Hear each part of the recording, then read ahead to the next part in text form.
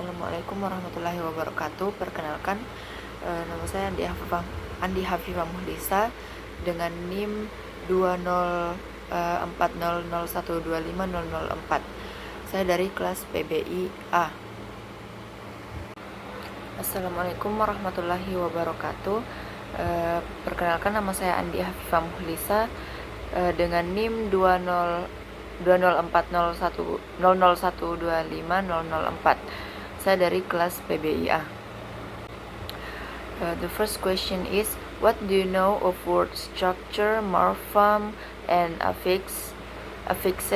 Explain your answer and support it with examples. My answer is morpheme is the smallest component in a language. Morpheme are divided by two.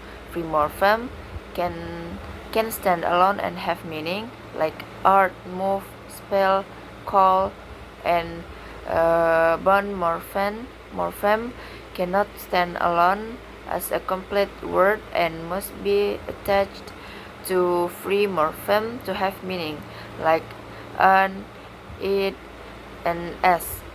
Word structure is how morphemes are arranged. Word structure usually consists of root, stem, affixes, derivation, and inflection. Affixes are bond morphemes added to the root or stem of the word. Example, the word understand sebagai root, kemudian bond morpheme atau morfem terikatnya itu miss dan ing, di mana miss ini ditempatkan di depan kata understand sebagai prefix dan ing ditempatkan di belakang sebagai suffix, sehingga menjadi misunderstanding. Number 2. Do you agree with saying that a morpheme may contain syntactical and grammatical function? Why? What are syntactical and grammatical function? Explain your answer and give examples. Yes, I agree with that because morpheme can serve grammatical function. Some morphemes only serve to indicate grammatical form. For example, as make a noun plural, it make a verb into a past tense.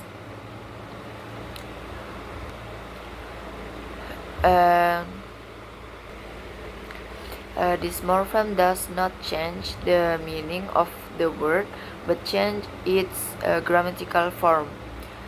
2. Morphemes can provide a syntactic function. Some morphemes change the word class,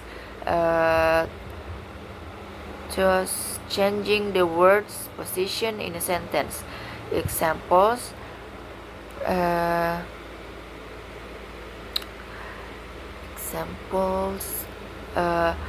a nurse change an adjective into a noun. Happy become happiness. Lee changes an adjective into an adverb. Quick become quickly. What do you know of inflection? In what area of language can inflection take place? Explain your answer and give examples. Inflections are words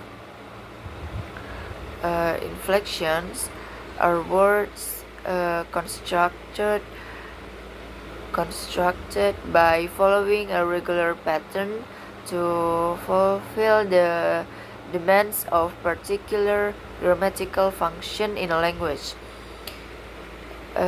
Inflection takes place by adding a suffix to word, and verb, adjective, noun, as well as adverb. To encode grammatical categorize to the word such as plural, possession, tense, or compression. For example, inflection on noun. Key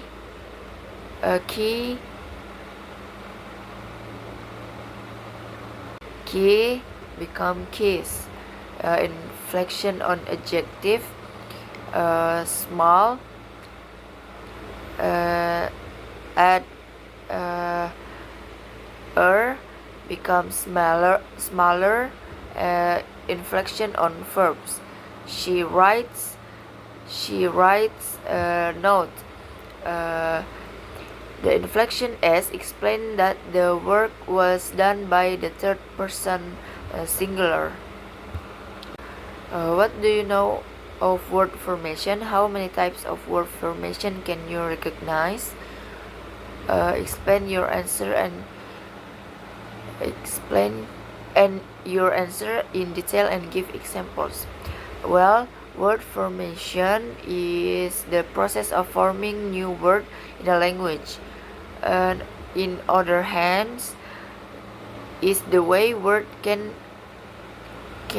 emerge from other words, from morphemes, or from a combination of several linguistic elements. Word formation divided by two: productive word formation and less productive word formation. Productive word formation refers to process of forming words which are frequently used to create new word in a language. Productive word formation include compounding and derivation. Compounding may be understood as a process of creating word by combining two or more free morphemes. For example, whiteboard, white and board. Derivation. In linguistics, derivation is sometimes called a morphological derivation. It refers to the process of forming other words by adding prefix or suffix to existing words. Example,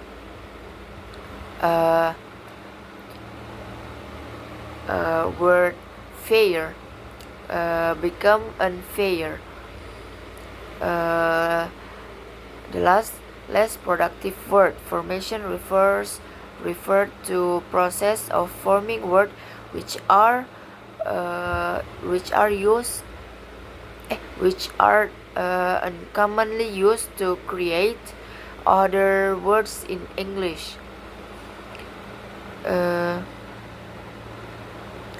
Less productive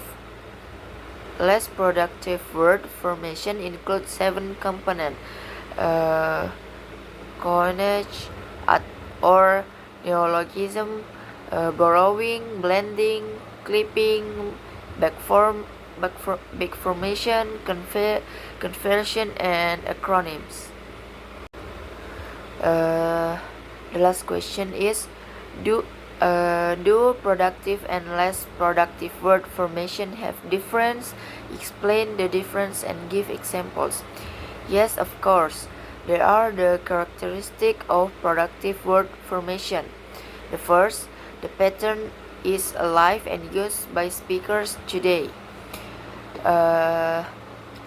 It can be used to create new words at any time.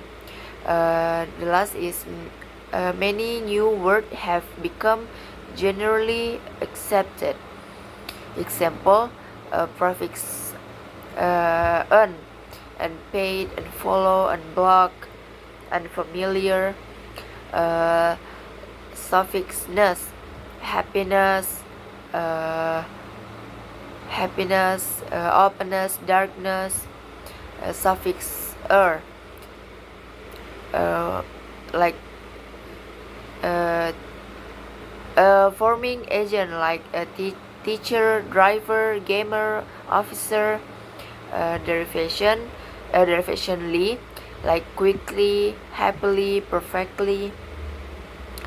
And they are the characteristic of productive formation. The pattern is less active in modern language. It is only used in a small number of existing words, and the speaker are not free to create new words with this pattern. Example: suffix the only appears in old words like white, health, depth. We don't create new words like good, smart. The prefix for tell, for see, forward, rarely used from new words. And the last is suffix hood, like childhood, brotherhood, neighborhood. Its productive productivity is limited.